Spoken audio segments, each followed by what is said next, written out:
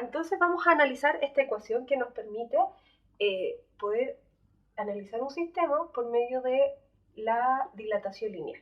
Mira, ¿qué es lo que es la dilatación lineal? Aquí aparece un delta L. ¿Qué es el delta L? Bien importante. Recuerda que delta significa cambio y va a ser un largo final menos un largo inicial. ¿Ya? Eso es un delta L. Entonces, por ejemplo, si a mí me piden determinar un alambre, cuál es su largo final, ojo que tengo que abrir esta ecuación, ya que está determinada siempre un delta L por final menos inicial. ¿Ya? Entonces, la variación lineal va a ser igual a alfa. ¿Qué es lo que es alfa? Alfa es el coeficiente de dilatación, que va a depender de cada elemento. No todos los cuerpos van a sufrir la misma dilatación a la misma temperatura. Va a depender de la propiedad de este elemento. ¿Ya? El coeficiente de dilatación generalmente lo puedes encontrar en tablas, que seguramente te los van a dar los valores y no es necesario aprendérselos de memoria. Sí lo puedes determinar. Por ejemplo, si aquí te dan cuánto varió y te da el largo inicial y en la variación de la temperatura, tú puedes determinar alfa. O sea, puedes determinar el coeficiente de dilatación. Los coeficientes de dilataciones generalmente, de hecho, ya están calculados, están dados y tú los puedes buscar en tablas, incluso lo puedes googlear.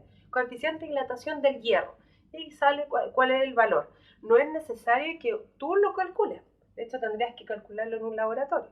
Entonces no es necesario para el estudio que estamos haciendo ahora. L sub 0 ¿ya? Significa largo inicial. Entonces L sub 0 va a ser el largo inicial. O sea, en este caso, cuando tú, no sé, pues si estás midiendo una varilla, cuánto es el largo inicial y finalmente vas a tener el largo final y vas a poder saber cuánto varió.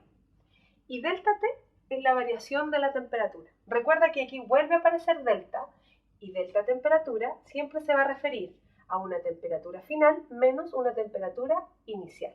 Generalmente en física, cuando nosotros queremos hablar de inicial, se simboliza con un sub-cero, ¿ya? O hay algunos profesores que le ponen una F y una I.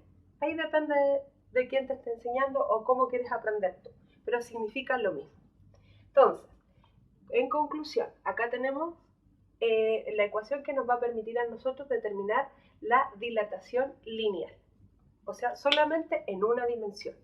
Ahora, nosotros las dilataciones en la vida cotidiana no son tan solamente en una dimensión, también son volumétricas o pueden ser de área. Ojo, entonces, por ejemplo, de área es una ecuación muy similar a esta y la vamos a escribir, pero ¿cuál es la variación acá?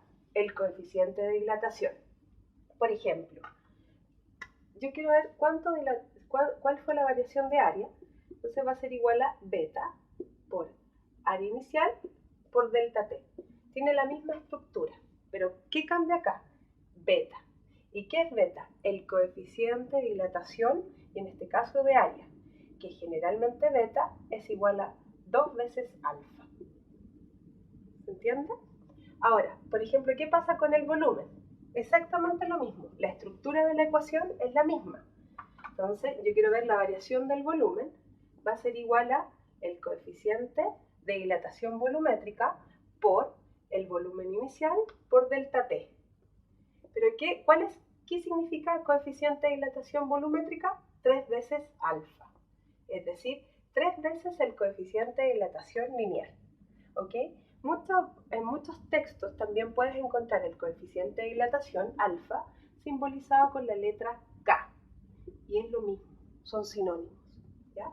Entonces, aquí tenemos, recuerda, lineal es en una dimensión, de área es en 2 dimensiones, largo y ancho. ¿Ya?